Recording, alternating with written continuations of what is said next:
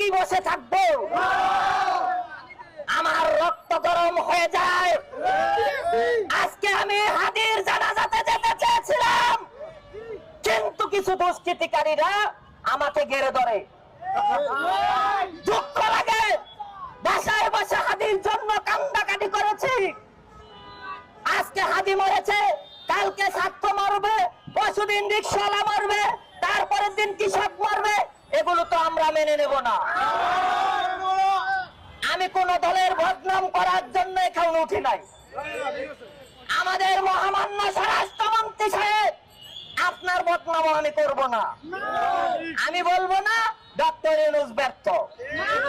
তবে সফলতা করার জন্য আজকে ছাত্র হোক জনতা হোক, সকলকে পুলিশ সাপোর্ট দিতে হবে।